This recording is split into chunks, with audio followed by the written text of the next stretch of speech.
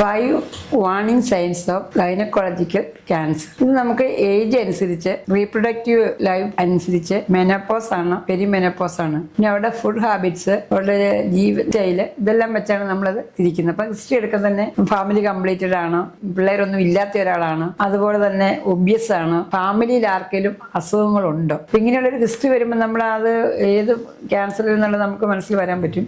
ആദ്യമായിട്ട് irregular bleeding. ഈ bleeding normal മെൻസസുമായിട്ട് ബന്ധമില്ല.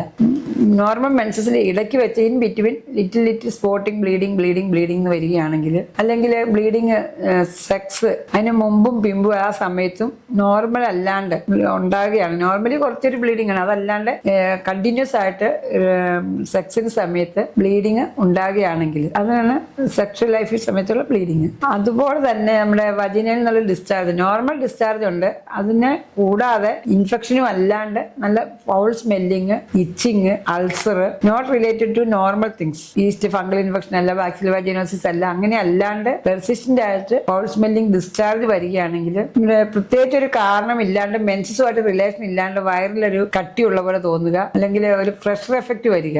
നോർമൽ ആയിട്ട് യൂറിനൊക്കെ പോയിക്കൊണ്ടിരുന്നവർക്ക് പെട്ടെന്ന് യൂറിനറി ഇൻഫെക്ഷൻ അല്ലാണ്ട് യൂറിനറി പ്രോബ്ലം ഉണ്ടാകുക, അല്ലെങ്കിൽ ബൗവൽ ഹാബിറ്റ്സ്, വയറ്റിൽ നിന്ന് പോകാതിരിക്കുക, പോവുക, കോൺസ്റ്റിപ്പേഷൻ ഉണ്ടാകുക, ഇതൊന്നും സാധാരണ രീതിയിൽ ചെറിയ കാര്യങ്ങളല്ലാതെ കോൺസ്റ്റന്റ് ആയിട്ട് നിൽക്കുകയാണെങ്കിൽ പെട്ടെന്ന് നമുക്ക് വെയിറ്റ് കുറയുക, അതുപോലെ വിളർച്ച ഉണ്ടാകുക, വിശപ്പില്ലായ്ക വരിക. ഇതെല്ലാം ഡിപ്പെൻഡിങ് ഓൺ ദി ഏജ് ആണ്. ഏജും മെൻസസിന്റെ പെരിമെനോപോസ്, മെനോപോസ്, റീപ്രൊഡക്റ്റീവ് ഏജ്, ഇങ്ങനെ വെച്ച് നമ്മൾ ആ ഹിസ്റ്ററിയും സിംറ്റം വെച്ച് നമ്മൾ ഇൻവെസ്റ്റിഗേറ്റ് ചെയ്യും. ഇപ്പൊ ഇങ്ങനെ വന്നു കഴിഞ്ഞാൽ നമ്മൾ പേഷ്യന്റിനെ കംപ്ലീറ്റ് ചെക്കപ്പ് ചെയ്യും. ഫാമിലി ഹിസ്റ്ററിയിൽ ആർക്കെങ്കിലും ക്യാൻസർ ഉണ്ടോ, കോളോൺ ക്യാൻസർ ഉണ്ടോ, ഇല്ലെങ്കിൽ നമ്മൾ ബ്ലഡ് കംപ്ലീറ്റ് ചെക്ക് ചെയ്യുക. ഡയബറ്റീസ് ഉണ്ടോ, തൈറോയിഡ് ഉണ്ടോ, ഹോർമോൺ ഇംബാലൻസ് ഉണ്ടോ, പോളിസിസ്റ്റിക് ഓവേറിയൽ ഡിസീസ് ഉണ്ടോ, ആ ഹോർമോൺ ഇംബാലൻസ് ഉണ്ടോ നോക്കി. പിന്നെ ബ്ലഡിലെ ട്യൂമർ മാർക്കർ CA-125 നോക്കുക. പിന്നെ ഇത് ഡയഗ്നോസിസ് എന്ന് പറഞ്ഞാൽ അൾട്രാസൗണ്ട് അബ്ഡോമൻ ആൻഡ് പെൽവിസ് ചെയ്യുക. അതിന് മുമ്പ് തന്നെ നമ്മൾ ക്ലിനിക്കലി പെൽവിസ് വജൈന എക്സാം ചെയ്യണം. വജൈന എക്സാം ചെയ്ത് PV ചെയ്ത് കഴിയുമ്പോൾ സെർവിക്കൽ എന്തെങ്കിലും ഗ്രോത്ത് ഉണ്ടോ, വജൈനയിൽ എന്തെങ്കിലും ഗ്രോത്ത് ഉണ്ടോ, ഏത് തരത്തിലുള്ള ഡിസ്ചാർജ് ആണ്, യൂട്ടസ് സൈസ് കൂടുതലുണ്ടോ, ഓവറി നമുക്ക് കിട്ടുന്നുണ്ടോ, പൾപ്പേറ്റ് ചെയ്യുന്നുണ്ടോ, ക്ലിനിക്കൽ എക്സാമിനേഷൻ ചെയ്യുക. ഏറ്റവും കൂടി ഒന്ന് എക്സാം ചെയ്ത് നോക്കുക, PR ചെയ്യുക. ഇത്രയും ചെയ്ത് കഴിഞ്ഞിട്ട് അൾട്രാസൗണ്ട് ചെയ്യുക. അൾട്രാസൗണ്ടിൽ നമുക്ക് എന്തെങ്കിലും PV ചെയ്യുമ്പോൾ സെർവിക്കൽ ക്യാൻസർ, പൾവൽ ക്യാൻസർ എല്ലാം നമുക്ക് കണ്ടുപിടിക്കാൻ പറ്റും. അൾട്രാസൗണ്ട് ചെയ്യുമ്പോൾ കുറെ കാര്യങ്ങൾ മനസ്സിലാവും. ഓവേറിയൽ സിസ്റ്റം ഉണ്ടോ, അതെന്താണ് എന്നുള്ളത് മനസ്സിലാക്കാം. പിന്നെ ഇത് ഡയഗ്നോസിസ് ചെയ്യാൻ വേണ്ടി എല്ലാവരും ചെയ്യേണ്ട ഒരു ടെസ്റ്റാണ് പാപ്സ്മിയർ ടെസ്റ്റ് എന്ന് പറയുന്നത്. എന്ന് പറഞ്ഞാൽ സെർവിക്കൽസിന്റെ ഗർഭാശയ മുഖത്ത് നിന്ന് അവിടെ നിന്ന് ഒരു വെള്ളം എടുത്ത് പരിശോധനയ്ക്ക് അയക്കുന്നതാണ്. നോർമലി എല്ലാ 3 വർഷം കൂടുമ്പോൾ ആ പാപ്സ്മിയർ ടെസ്റ്റ് ചെയ്യണം. അത് പോസിറ്റീവ് ആണെങ്കിൽ അതനുസരിച്ച് നമ്മൾ റിപ്പീറ്റ് ചെയ്യേണ്ടി വരും. പിന്നെ വേറെ എന്താണ് ലിക്വിഡ് സൈറ്റോളജി എന്ന് പറയുന്നത്. ഹ്യൂമൻ പാപ്പിലോമ വൈറസ് എന്ന് പറയുന്നത് ക്യാൻസർ ഉണ്ടാക്കുന്ന ഒരു കോമൺ വൈറസ് ആണ് ഹ്യൂമൻ പാപ്പിലോമ വൈറസ്. ഇപ്പൊ നോർമലി 5 പ്രോബ്ലം ഒന്നും ഇല്ലാത്തവർക്കാണ് 3 വർഷത്തിലൊന്ന് പാപ്സ്മിയറും ഹ്യൂമൻ പാപ്പിലോമ ലിക്വിഡ് സൈറ്റോളജി 5 വർഷം കൂടുമ്പോഴും ചെയ്യണം.